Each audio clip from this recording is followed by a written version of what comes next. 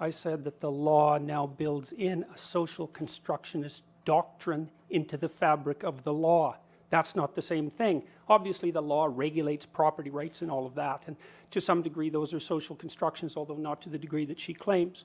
But this is a whole different thing. This builds in a philosophy of identity, and one of the things it builds in, for example, is the claim that identity is only subjectively defined, and that's built right in. It says that your identity is whatever you think it is. Well, let me tell you, as a practicing psychologist, that's absolute rubbish.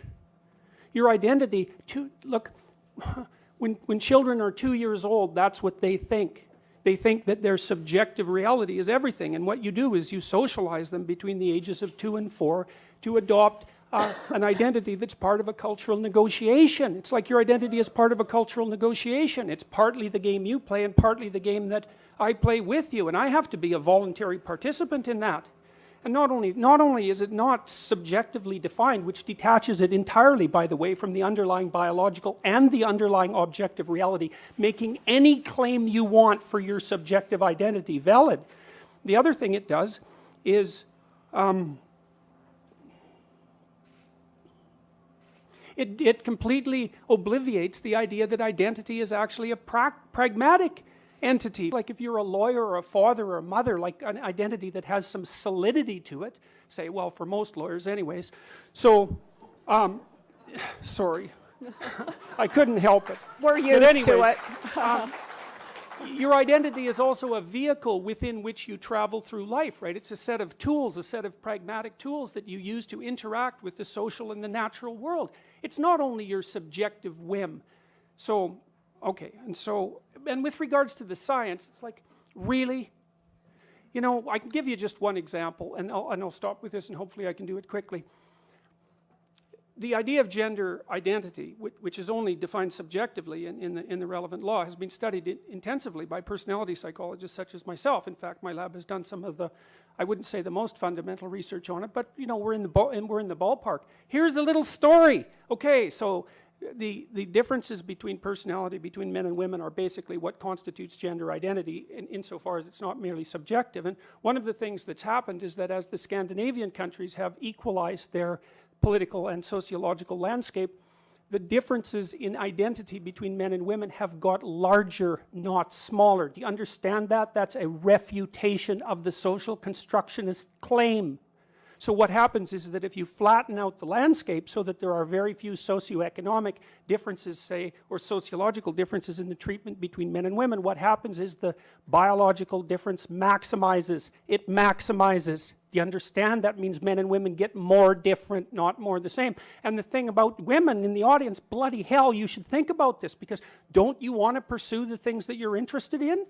And if you pursue the things that you're interested in, because you're interested in different things than men, I'm telling you, and if you look at the interest variation, this has been established technically, if you look at the interest variation, there's almost no overlap between men and women if you sum up the differences in interest and temperament. I mean, I've been thinking about the pronoun thing, you know, because one of the things that people, it put me back on my heels for a while, because the claim was basically, well, it's something like, why doesn't the mean professor just play nice and respect people by using their pronouns? And it took me like 3 weeks to unpack that, because who gets questioned about pronoun use? I don't know why the hell I use the pronouns I use. I use them because they're part of the language. I use he and she because that's what everyone uses.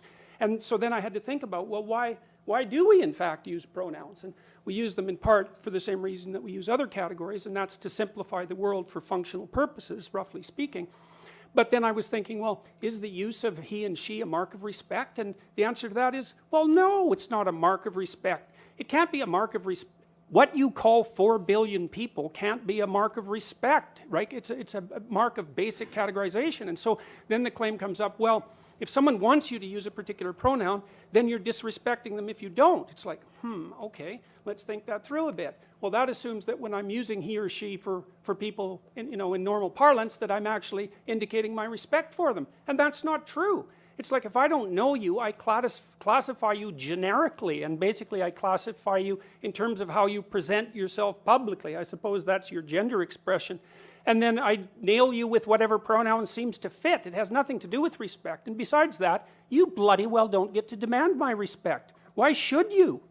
You know, I mean, it's not like I respect everyone. That's a foolish thing to do. You respect people who are respectable. You know, you make value distinctions between people, and that doesn't mean you illegally discriminate against them. Those aren't the same thing. But I'm all for value judgments. If you don't buy value judgments, then why bother learning anything? Why bother doing anything? Why go from one point in your life to another if the next point isn't better in some manner?